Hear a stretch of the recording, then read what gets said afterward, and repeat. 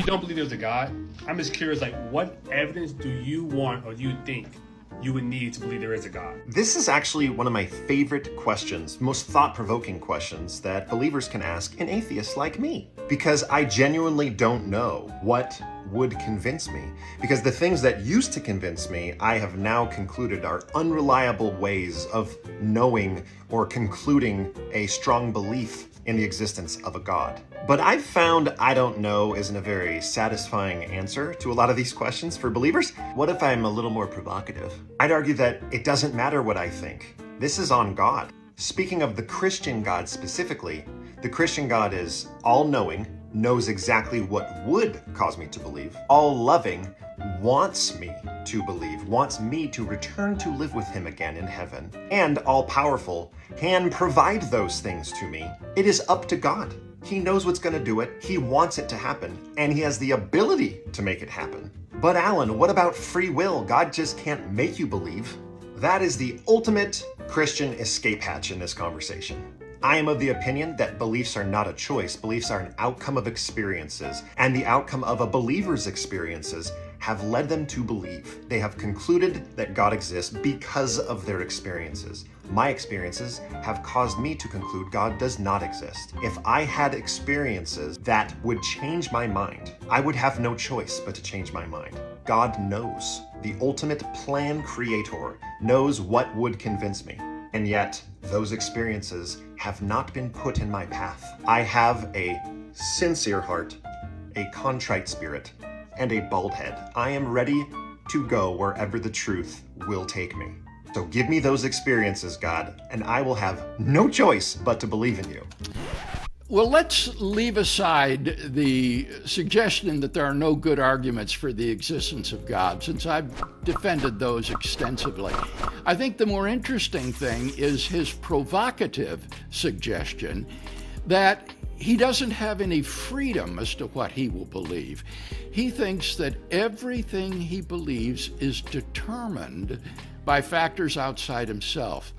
Now, one of the philosophical influences that has most deeply influenced me is the conviction of existentialist philosophers, from Dostoevsky to Sartre, that freedom lies at the very heart of authentic human existence. It is the essence of inauthentic human existence, to allow yourself to be shaped and determined completely by external factors. And the existentialist philosophers believed that the mass of humanity live lives that are inauthentic. They cannot bear this dread burden of freedom, and therefore they allow themselves to be shaped by others. They go along with the crowd. They let external influences determine what they believe and think.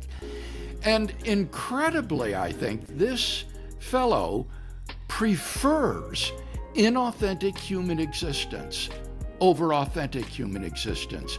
He thinks that he has no freedom to determine what he believes, that his beliefs are determined entirely by external factors, and therefore he blames God for not determining him to believe in God.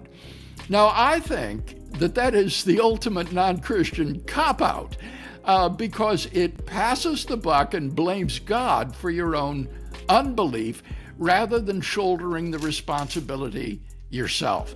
And I find it just remarkable that someone would prefer to be a marionette.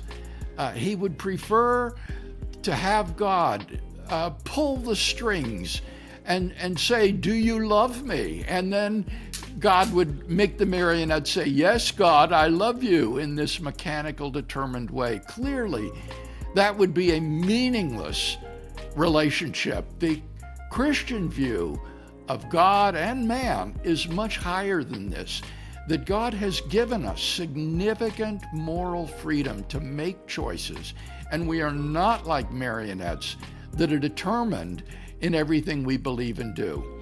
Now, not only is that a much higher and exalted view of man, but think about what he's saying, that everything he believes is determined. What about that belief itself? He believes in determinism simply because he's determined to believe in it.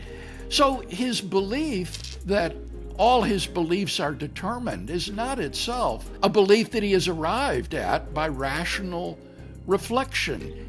It's just something he was determined to do, like a tree growing a branch or having a toothache. And so ultimately, this conviction of his that all of his beliefs are determined, and therefore he can blame God for not determining him to believe in God, is, I think, a self-defeating proposition. Even his belief in determinism is just the result of determinism, and thus it destroys itself.